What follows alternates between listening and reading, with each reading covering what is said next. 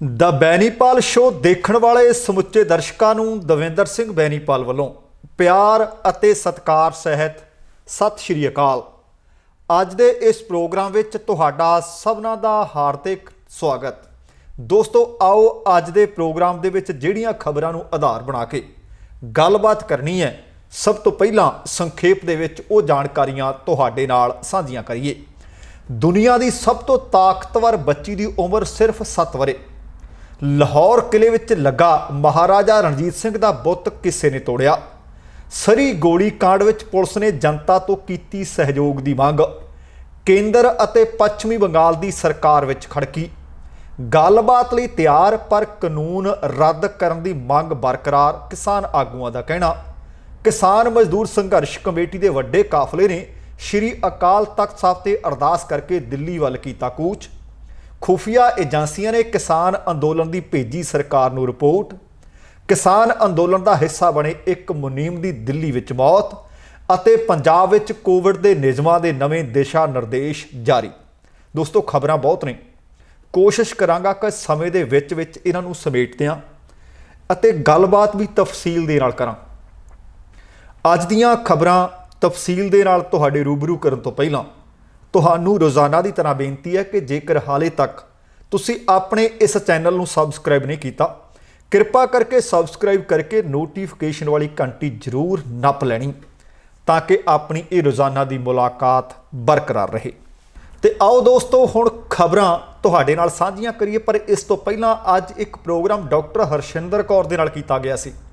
ਜੇ ਤੁਸੀਂ ਵੇਖ ਲਿਆ ਤਾਂ ਤੁਹਾਡਾ ਧੰਨਵਾਦ, ਜੇ ਨਹੀਂ ਵੇਖਿਆ ਤਾਂ ਉਹਨਾਂ ਨੇ ਜਿਹੜੇ ਖੁਲਾਸੇ ਕੀਤੇ ਨੇ ਕਿਸਾਨਾਂ ਨੂੰ ਲੈ ਕੇ, ਕਿਸਾਨ ਅੰਦੋਲਨ ਨੂੰ ਲੈ ਕੇ, ਸਰਕਾਰ ਨੂੰ ਲੈ ਕੇ, ਮੇਰੇ ਖਿਆਲ ਦੇ ਵਿੱਚ ਅੱਖਾਂ ਖੋਲ੍ਹਣ ਵਾਲੇ ਖੁਲਾਸੇ ਨੇ। ਵੇਖਿਓ ਜ਼ਰੂਰ, ਤੁਹਾਡੇ ਧੰਨਵਾਦੀ ਹੋਵਾਂਗੇ। ਤੇ ਆਓ ਹੁਣ ਖਬਰਾਂ ਦਾ ਵਿਸਥਾਰ ਤੁਹਾਡੇ ਨਾਲ ਸਾਂਝਾ ਕਰੀਏ। ਜੇਕਰ ਤੁਹਾਨੂੰ ਸਰੀਰ ਵਧੀਆ ਰੱਖਣ ਦਾ, ਸਡੌਲ ਰੱਖਣ ਦਾ ਸ਼ੌਕ ਹੈ, ਹੋ ਸਕਦਾ ਤੁਹਾਡੇ ਵਿੱਚੋਂ ਬਹੁਤ ਸਾਰੇ ਲੋਕ ਚੰਗੀ ਕਸਰਤ ਕਰਦੇ ਹੋਣ, ਜਿਮ ਜਾਣਾ ਪਸੰਦ ਕਰਦੇ ਹੋਣ, ਵੇਟ ਲਿਫਟਿੰਗ ਕਰਨਾ ਪਸੰਦ ਕਰਦੇ ਹੋਣ। ਵੇਟ ਲਿਫਟਿੰਗ ਜਾਂ ਭਾਰ ਚੁੱਕਣ ਦੇ ਕਈ ਤਰ੍ਹਾਂ ਦੇ ਲਾਭ ਹੈ ਜਿਨ੍ਹਾਂ ਬਾਰੇ ਸ਼ਾਇਦ ਕਈ ਵਾਰੀ ਇਨਸਾਨ ਖੁਦ ਜਾਣਦਾ ਨਹੀਂ। ਵੇਟ ਲਿਫਟਿੰਗ ਸਿਰਫ ਭਾਰ ਘੱਟ ਕਰਨ ਜਾਂ ਸਰੀਰ ਦਾ ਆਕਾਰ ਹੀ ਸਹੀ ਨਹੀਂ ਬਣਾਉਂਦੀ, ਸਗੋਂ ਕਈ ਤਰ੍ਹਾਂ ਨੂੰ ਸਰੀਰ ਦੇ ਲਾਭ ਵੀ ਪਹੁੰਚਾਉਂਦੀ ਹੈ। ਇੱਕ ਸੋਸ਼ਲ ਮੀਡੀਆ ਦੇ ਉੱਤੇ ਸ਼ਾਇਦ ਤੁਸੀਂ ਵੀਡੀਓ ਦੇਖੀ ਹੋਵੇ ਜਾਂ ਫੋਟੋਆਂ ਦੇਖੀਆਂ ਹੋਣ। 7 ਵਰ੍ਹਿਆਂ ਦੀ ਇੱਕ ਬਾਲੜੀ ਹੈ ਤੇ ਹੈ ਇਹ ਲੜਕੀ ਸਾਡੇ ਇਸ ਮੁਲਕ ਕੈਨੇਡਾ ਦੀ। ਇਸ ਨੇ ਵੇਟ ਲਿਫਟਿੰਗ ਕਰਕੇ ਦੁਨੀਆ ਦਾ ਦਿਲ ਜਿੱਤ ਲਿਆ। ਕੈਨੇਡਾ ਦੀ little Rory van 80 kilogram dead lift ਕਰ ਲੈਂਦੀ ਹੈ। ਉੱਥੇ ਹੀ ਸਨੈਚ ਵਿੱਚ 32 ਕਿਲੋ ਭਾਰ ਚੁੱਕ ਲੈਂਦੀ ਹੈ। ਰੋਰੀ ਕਲੀਨ ਐਂਡ ਜਰਕ ਵਿੱਚ 42 ਕਿਲੋ ਭਾਰ ਚੁੱਕਣ ਦੀ ਸਮਰੱਥਾ ਰੱਖਦੀ ਹੈ। ਉਸ ਦੀ ਜਿਹੜੀ ਲੰਬਾਈ ਸਿਰਫ 4 ਫੁੱਟ ਅਤੇ ਉਮਰ 7 ਵਰ੍ਹੇ ਹੈ। ਇਸ ਦੇ ਬਾਵਜੂਦ ਇੰਨਾ ਭਾਰ ਚੁੱਕਣਾ, ਪੂਰੇ ਕੰਟਰੋਲ ਨਾਲ ਚੁੱਕਣਾ, ਕਾਮਯਾਬੀ ਨਾਲ ਚੁੱਕਣਾ ਉਹਦੇ ਹਿੱਸੇ ਆਇਆ। ਰੋਰੀ ਨੇ 2 ਸਾਲ ਪਹਿਲਾਂ ਇਸ ਕੰਮ ਦੀ ਟ੍ਰੇਨਿੰਗ ਸ਼ੁਰੂ ਕੀਤੀ ਤੇ ਬੀਤੇ ਹਫ਼ਤੇ ਇਸ ਬੱਚੀ ਨੇ 30 ਕਿਲੋ ਭਾਰ ਵਰਗ ਵਿੱਚ ਹਿੱਸਾ ਲਿਆ ਅਤੇ ਕਮਾਲਾਂ ਕਰ ਦਿੱਤੀਆਂ। ਵੇਟ ਲਿਫਟਿੰਗ ਵਿੱਚ ਉਹ ਕਹਿੰਦੀ 4 ਘੰਟੇ ਦੀ ਰੋਜ਼ਾਨਾ ਮਿਹਨਤ ਕਰਦੀ ਹੈ। ਉਸਨੇ ਇੱਕ ਪ੍ਰਦਰਸ਼ਨ ਵਿੱਚ ਕਿਹਾ ਸੀ ਕਿ ਮੈਂ ਮਜ਼ਬੂਤ ਹੋਣਾ ਪਸੰਦ ਕਰਦੀ ਹਾਂ, ਜੋ ਵੀ ਕੋਸ਼ਿਸ਼ ਕਰਦੀ ਹਾਂ ਉਸ ਵਿੱਚ ਬਿਹਤਰੀ ਹੁੰਦਾ ਜਾਂਦਾ ਹੈ। ਇਸ ਦੌਰਾਨ ਕਹਿੰਦੀ ਮੇਰਾ ਧਿਆਨ ਇਸ ਗੱਲ ਤੇ ਨਹੀਂ ਜਾਂਦਾ ਕਿ ਮੇਰੇ ਤੋਂ ਪਹਿਲਾਂ ਕੌਣ ਆਇਆ ਸੀ ਅਤੇ ਮੇਰੇ ਤੋਂ ਬਾਅਦ ਕੌਣ ਆਵੇਗਾ। ਉਹ ਕਹਿੰਦੀ ਮੇਰਾ ਫੋਕਸ ਸਿਰਫ ਇਹ ਹੁੰਦਾ ਕਿ ਮੈਂ ਕੀ ਕਰਨਾ ਹੀ ਹਾਂ ਅਤੇ ਮੈਂ ਕਰਨਾ ਕੀ ਚਾਹੁੰਦੀ ਹਾਂ।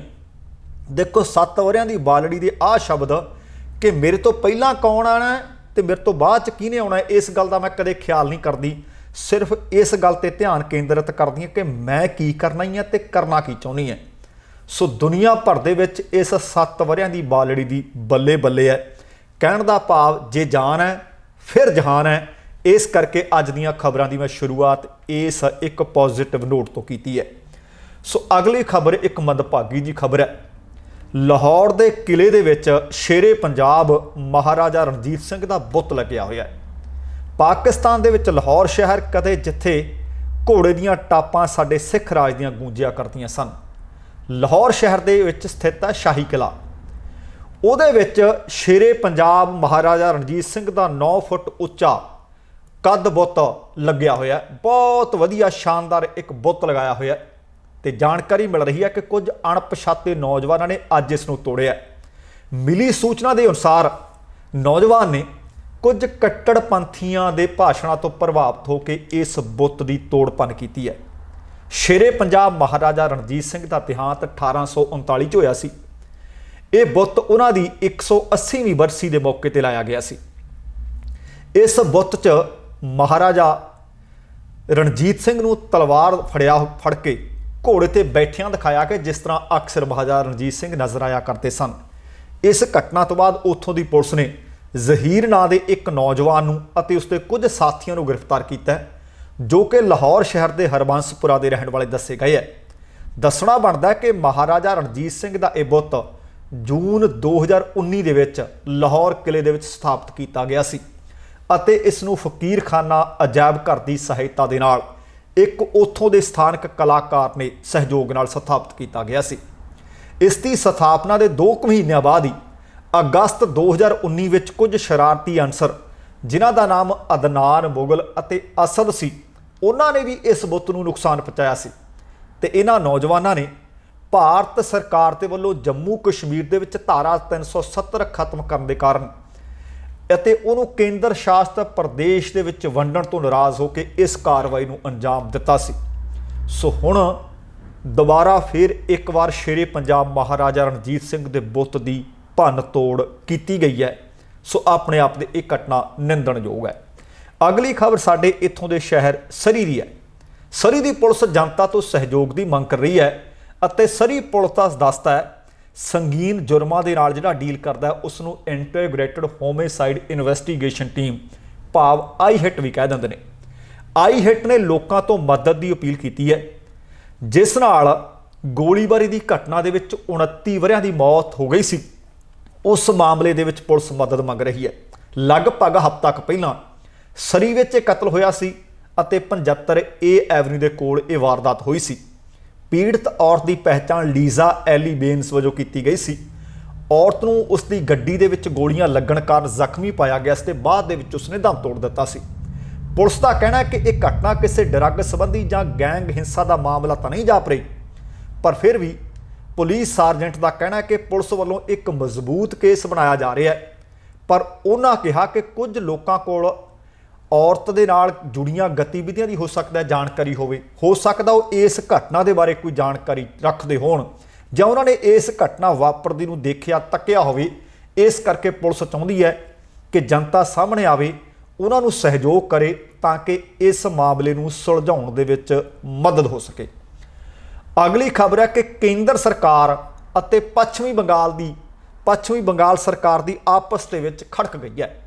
ਅਸਲ ਦੇ ਵਿੱਚ ਤੁਹਾਡੇ ਨਾਲ ਕੱਲ੍ਹ ਇੱਕ ਖਬਰ ਸਾਂਝੀ ਕੀਤੀ ਸੀ ਕਿ ਪੱਛਮੀ ਬੰਗਾਲ ਦੇ ਵਿੱਚ ਭਾਰਤੀ ਜਨਤਾ ਪਾਰਟੀ ਦੇ ਕੌਮੀ ਪ੍ਰਧਾਨ JP ਨੱਡਾ ਦੇ ਕਾਫਲੇ ਤੇ ਹਮਲਾ ਹੋਇਆ। ਇਸ ਹਮਲੇ ਤੋਂ ਬਾਅਦ ਕੇਂਦਰੀ ਗ੍ਰਹਿ ਮੰਤਰਾਲੇ ਨੇ ਅੱਜ ਪੱਛਮੀ ਬੰਗਾਲ ਦੇ ਮੁੱਖ ਸਕੱਤਰ ਨੂੰ, ਉੱਥੋਂ ਦੇ DGP ਨੂੰ 14 ਦਸੰਬਰ ਨੂੰ ਤਲਬ ਕੀਤਾ ਹੈ। ਗ੍ਰਹਿ ਮੰਤਰਾਲੇ ਨੇ ਪੱਛਮੀ ਬੰਗਾਲ ਦੇ ਮੁੱਖ ਸਕੱਤਰ ਅਲਾਪਨ ਬੰਦੋਪਧਿਆਏ ਅਤੇ director general of police Varinder ਨੂੰ ਤਲਬ ਕੀਤਾ ਹੈ। ਮੁੱਖ ਸਕੱਤਰ ਅਤੇ DGP ਨੂੰ ਪੱਛਮੀ ਬੰਗਾਲ ਦੇ ਵਿੱਚ ਅਮਨ ਕਾਨੂੰਨ ਦੀ ਸਥਿਤੀ ਕਿਹੋ ਜਿਹੀ ਹੈ, ਪੱਛਮੀ ਬੰਗਾਲ ਵਿੱਚ ਰਾਜਨੀਤਿਕ ਹਿੰਸਾ ਤੇ ਹੋਰ ਅਪਰਾਧਾਂ ਨੂੰ ਰੋਕਣ ਲਈ ਚੁੱਕੇ ਗਏ ਕਦਮਾਂ ਦੇ ਬਾਰੇ ਸਪਸ਼ਟੀਕਰਨ ਦੇਣ ਵਾਸਤੇ ਸੱਦਿਆ ਹੈ। ਕੇਂਦਰ ਤੇ ਪੱਛਮੀ ਬੰਗਾਲ ਦੀ ਜਿਹੜੀ ਮੁੱਖ ਮੰਤਰੀ ਮਮਤਾ ਬੈਨਰਜੀ ਹੈ, ਇਹਨਾਂ ਦੀ ਪਹਿਲਾਂ ਵੀ ਆਪਸ ਦੇ ਵਿੱਚ ਕੋਈ ਬਣਦੀ ਨਹੀਂ।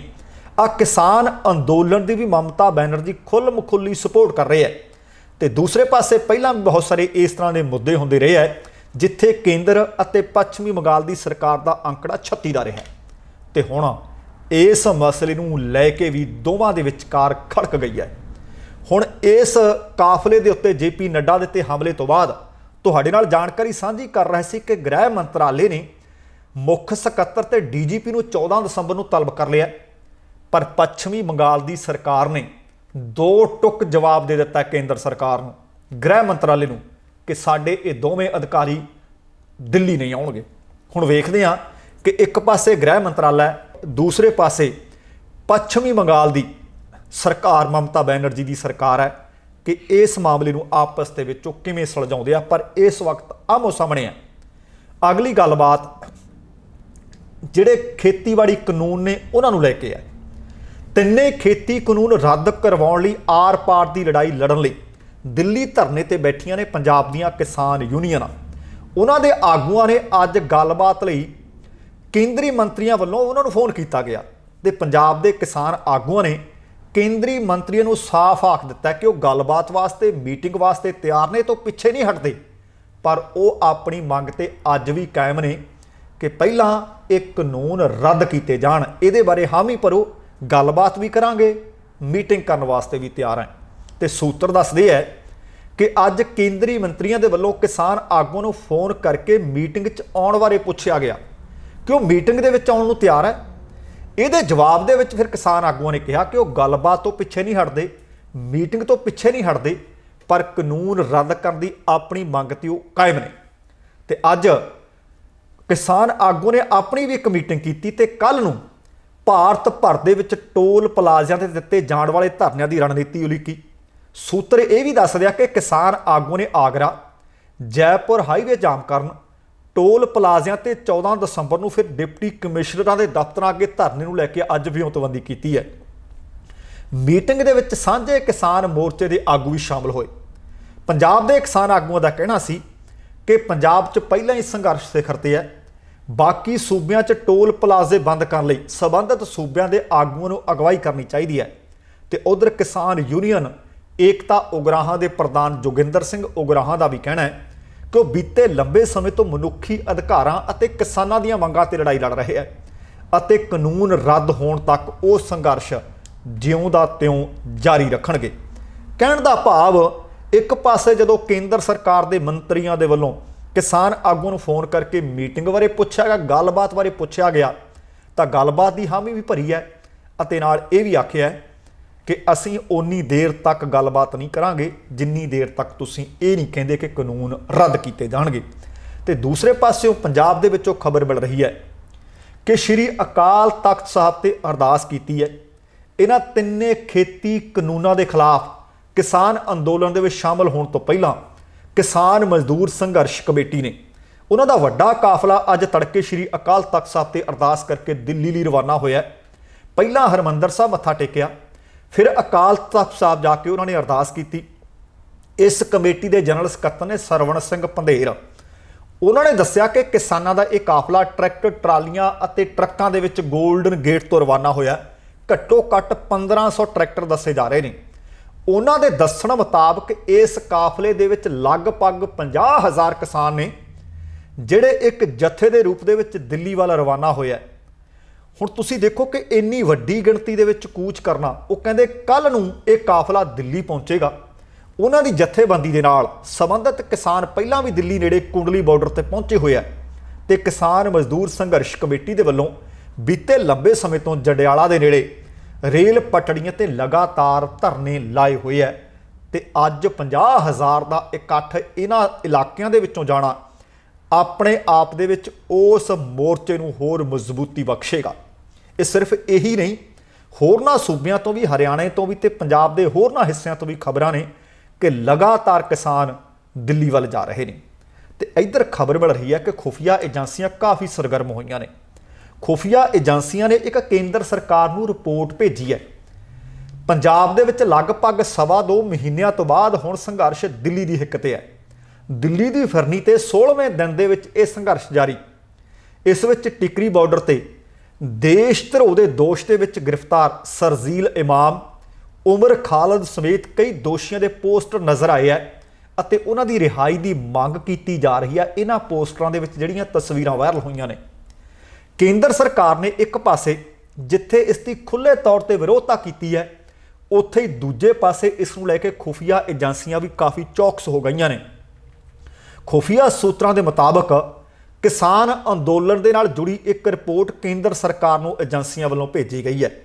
ਰਿਪੋਰਟ ਦੇ ਵਿੱਚ ਦੱਸਿਆ ਗਿਆ ਹੈ ਕਿ ਅਲਟਰਾ ਲੈਫਟ ਨੇਤਾਵਾਂ ਅਤੇ ਪ੍ਰੋ ਲੈਫਟ ਵਿੰਗ ਦੇ ਕੱਟੜਪੰਥੀ ਤੱਤਾਂ ਨੇ ਕਿਸਾਨ ਅੰਦੋਲਨ ਨੂੰ ਹਾਈਜੈਕ ਦੀਆਂ ਕੋਸ਼ਿਸ਼ਾਂ ਕੀਤੀਆਂ ਨੇ।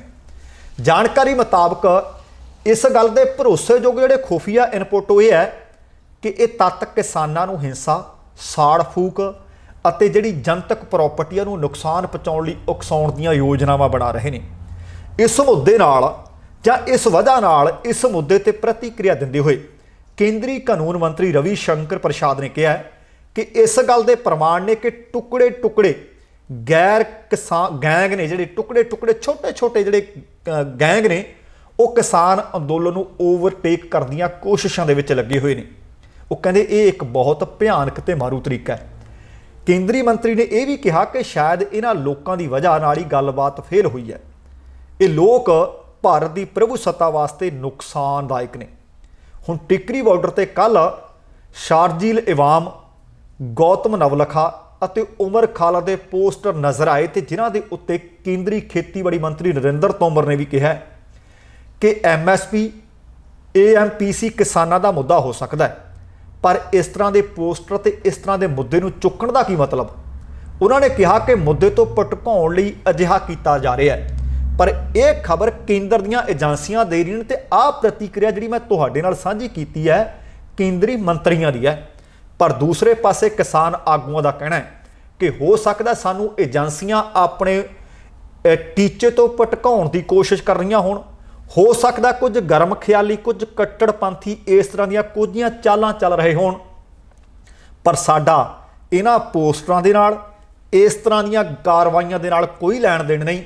साडा सिर्फ ते सिर्फ इक्को ही टीचा, इक्को ही निशाना कि किसान जिहड़े बिल ने जिन्हां दी असीं विरोधता करके पंजाब दे विचों उठे सी, साडी अज भी उही मंग है। होर भावें लोग सानूं इधर उधर खिसकाउण दीआं कोशिशां कर रहे होण, ध्यान भटकाउण दीआं कोशिशां कर रहे होण, साडे ते इल्ज़ाम लाउण दीआं कोशिशां करदे होण, क्योंकि कदे इस नूं कांग्रेस स्पॉन्सर्ड अंदोलन आख्या जा रहा है, कदे इस नूं खालिस्तान की रंगत दी जा रही है, कदे इस नूं कट्टड़पंथियां दा अंदोलन आख्या जा रहा है। पर भावें कोई कुछ भी आखे, सिर्फ ते सिर्फ एक किसान मजदूर अंदोलन है। सो वीरो बच के रहो, किते इस वक्त जिहड़ी संघर्ष की धार तिखी है इस नूं खुंडा करने वास्ते बहुत सारियां गोंदां गुंदियां जा रही होणगियां। देखियो बच के रहना। तो एक होर मंदभागी खबर मिल रही है कि इन्हां कानूनां दा विरोध हो रहा है, तो इन्हां कानूनां दे विरोध दे विच ही 10 दसंबर नूं किसान अंदोलन की हमायत ते धूरी तो आड़तीआ एसोसीएशन, पल्लेदार यूनीयन ਅਤੇ मुनीम एसोसीएशन के आगू दिल्ली इस धरने दे विच शामिल होने वास्ते गए सन। तो बीती कल खबर मिली कि धूरी दे रहने वाले एक मुनीम जिन्हां दी उम्र लगभग 65 वरे ਅਤੇ नाम कृष्ण लाल सी, दिल्ली विच इस धरने दौरान उन्हां दी मौत हो गई है। ਅਤੇ बीती कल किसान अंदोलन की हमायत दे विच आड़तीआं दे नाल काम करदे मुनीमां दा भारी इकट्ठ दिल्ली विच देखण नूं मिलिया सी। उत्थे ही कृष्ण लाल मुनीम जो कि कृष्ण कुमार पुत्र जेठू राम आड़ती की दुकान ते काम करते सन, टिकरी बार्डर ते उन्हां दी अचनचेत मौत हुई। मृतक के परिवारक मैंबरां तो यह जानकारी मिली है कि कृष्ण लाल का अज धूरी के राम बाग के संस्कार कर दिता गया। तो आड़तीआ एसोसीएशन के प्रधान ने जगतार सिंह समरा, उन्होंने इस मंदभागी घटना के उत्ते दुख प्रगटाया और सरकार तो मंग की है कि मृतक के परिवार की 20 लाख रुपए की मदद की जाए और परिवार के एक मैंबर को सरकारी नौकरी भी दी जाए। बहुत सारिया मौतां हुण तक इस किसान अंदोलन दौरान हो चुकियां ने। तो हुण कोविड के उत्ते थोड़ी जी नज़र मारते हैं। पंजाब सरकार ने एक बारी नवे दिशा निर्देश जारी किए है। विआहां अते पार्टियां दौरान कोविड दीआं रोकां दी वड्डी पद्धर ते उलंघना दीआं शिकायतां लगातार मिलदियां रहियां। इसे दे उत्ते मुख मंत्री कैप्टन अमरिंदर सिंह ने पंजाब दे विच 1 जनवरी 2021 तक इंडोर अते आउटडोर इकट्ठां की गिणती 100 ਅਤੇ 250 तक रखण के हुक्म दे दिते है। इस दे नाल ही उन्होंने सारे शहरां ਅਤੇ कस्बिਆਂ ਦੇ ਵਿੱਚ रात का करफ्यू 1 जनवरी 2021 तक ਵਧਾਉਣ ਦੇ दिशा निर्देश जारी कर दिते है। उन्होंने DGP दिनकर गुप्ता ਨੂੰ मैरिज पैलसां ਅਤੇ होर ਥਾਵਾਂ ਤੇ ਬੰਦਸ਼ਾਂ सख्ती नाल लागू करने के हुक्म भी चाढ़े है ਅਤੇ उलंघना करने वालिਆਂ ਨੂੰ उलंघना की सूरत ਦੇ ਵਿੱਚ मेज़बान ਤੇ जुर्माना लाउण ਲਈ भी आख दिता है। पंजाब दे विच वध मृतक दर दा नोटिस भी मुख मंत्री ने लिया ते करफ्यू दीआं बंदिशां रात 10 बजे तो सवेर के 5 बजे तक 1 जनवरी तक वधाउण दे नाल फिर हुक्म दिते। इस तो पहलां यह करफ्यू 15 दसंबर तक सी। हुण कोविड के जायजे लई उन्हां उच्च पद्धरी मीटिंग की। मुख मंत्री ने सह रोगां तो पीड़ित 70 साल तो वध उम्र के पॉजिटिव मरीजों लई घरेलू एकांतवास खत्म करने का हुक्म भी दे दिता है, बशर्ते कि घर विच ढुकवीआं मैडिकल सहूलतां मुहैया हो सकदियां होण। वर्चुअल मीटिंग दौरान सेहत सकੱਤਰ हुसन लाल ने दस्सिया कि वड्डी गिणती दे विच कोविड मौतां घरेलू एकांतवास केसां दे विचों सामणे आईयां ने। होर मौतां नूं रोकण लई इसे करके मुख मंत्री ने सारे प्राइवेट हस्पतालों की विस्तारत जांच के हुक्म दिते है ताकि यह यकीनी बनाया जा सके कि सिर्फ लैवल 3 के ढुकवें बुनियादी ढांचे ਅਤੇ मनुखी शक्ति वाले हस्पतालों नूं ही कोविड मरीज़ दाखिल करने की आग्या दी जाए। उन्होंने कहा कि अजिहियां सहूलतां की घाट वाले हस्पतालों नूं मरीज़ होर हस्पतालों में रैफर कर देने चाहिए है। उन्होंने यह भी कहा कि भावें पिछले 3 हफ्तियां तो पंजाब विच घट रही है जिहड़ी पॉजिटिव दर है, यह स्वागतयोग है, पर मौत दर हाले भी चिंता का विषय है। उन्होंने DGP नूं मास्क पहनण ਅਤੇ समाजिक दूरी समेत कोविड के सुरक्षा उपावां की सख्ती नाल पालना यकीनी बनाउण दे हुक्म भी दिते है। उन्होंने सेहत विभाग नूं RT-PCR सैंपलिंग टैसटिंग दर प्रति दिन 30,000 की सीमा बरकरार रखण लई भी आख्या। संभावित तौर पर कोरोना फैलाउण वालिਆਂ नूं शामिल करने लई टीचागत सैंपलिंग ते होर उन्होंने जोर देण की गल आखी है। उन्होंने कहा कि ਜ਼ਿਲ੍ਹਿਆਂ नूं इतिहास पोर्टल की पूरी वरतों करने लई हलाशेरी दित्ती जावे ताकि जिहड़े संभावी हॉट स्पॉट ने उन्हां दी शनाख्त कर ली जाए, उत्थे दी सैंपलिंग नूं केंद्रित किया जा सके। उन्होंने कंटेनमेंट अते माइक्रो कंटेनमेंट जोनां दे विच टैसटिंग वधाउण अते 100% सैंपलिंग नूं यकीनी बनाउण दी लोड़ ते भी जोर दिता है। हुण जदों कोविड भावें घटी है पर मौत दर लगातार वध रही है, इहदे करके चिंता का प्रगटावा किया गया। सेहत सकੱਤਰ हुसन लाल ने इस मौके खुलासा किया कि अजे तक पंजाब दे विच 35 लाख नमूनिਆਂ की जांच की गई है, जिन्हां विचों 1.5 लाख नमूने पॉजिटिव पाए गए हैं।